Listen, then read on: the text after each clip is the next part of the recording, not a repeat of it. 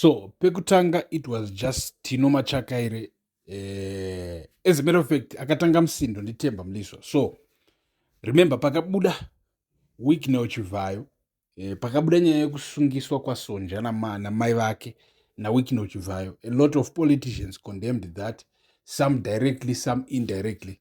So Temba Mliswa actually condemned Wikino directly, address achiti moyo makanganisa, moyo azvidanzo maukanganisa proximity to power. As a matter of fact, he really attacked directly. The guy wasn't happy at all.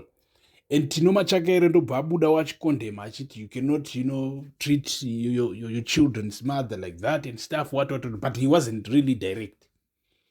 So, couple days later, Chivai ndobva withdraw my charges against ex-wife wake Sonja na moms vake. After that, Temba Mliswa ndobva aware achiti Chivhayo, you have done the right thing, mazogona moyo chichi ndo maitigowazvo and stuff. And then in that same post, so all of these my exchanges aiitika on Twitter, on now known as X, on X. Ndo pane maposta achiripo even right now, ndo pane mastatements also aissuiwa nevakomana.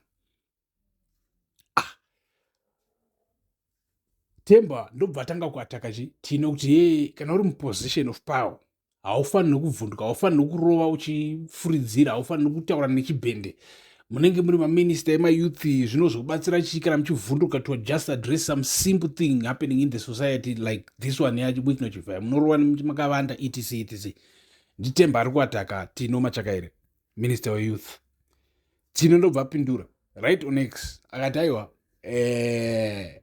imimi vatemba muri kudei, muri kungopindura munyaya dzeZANU-PF, but imimi moga ndimakarizana kuda muZANU-PF, so muri kuzvifambisa sei, muri kukwana papi, inda muchida kuti kudza maadvices and etc nditino ari kupindura. So ndobva vakomana vazosangana kumuchato wemwana watagwirei. Ari mukunzwa kuti kuudza timeline exactly. Vakomana vasangana kumuchato wemwana watagwirei. Temba na Tino ezvatanga kutaura zvakutogoma foto. Tino ndobva chatanga kuti aiwa uyu toda kumbotomushedza kuZANU-PF, tofanira kugarisa pasi, toda kunzwa kuti ari kutaura zvanenge achitaura kamera sani. Tino chaitotaura direct pamberi paTemba right there pamakamera chikomblena no why achikomenda kuZANU-PF, why uyu handiti maiza. Tikati alright, nyaya it's squashed now, yapera. Right, ndo pari kupinda this video kuti nyaya iyi according to sources haina kupera. Nyaya iyi yatova worse, yakora moto inside the ZANU-PF. Vanhu vakawanda right now, members of ZANU-PF, ministers, they are against Temba Mliswa. But makufanira kunzwisisa manje, because Temba Mliswa wangowanikwa as an excuse to unite the people who oppose CAB 3. Because remember, Temba Mliswa is like the mouthpiece of the Mnangagwa faction. Whatever Temba Mliswa is saying, that's probably what President Mnangagwa is saying. That's what he told Temba to say. It's allegedly known that Temba is inside ED's pockets. And it, so, so now, team rese ZANU-PF rikumuka against Temba, rikutaura against Temba, rikutaura against everything that Temba have been standing for, which is the CAB 3 itself. Vava kuopposa Temba as a way of solidarity behind Chiwenga. Murubabata. This is what's happening right now.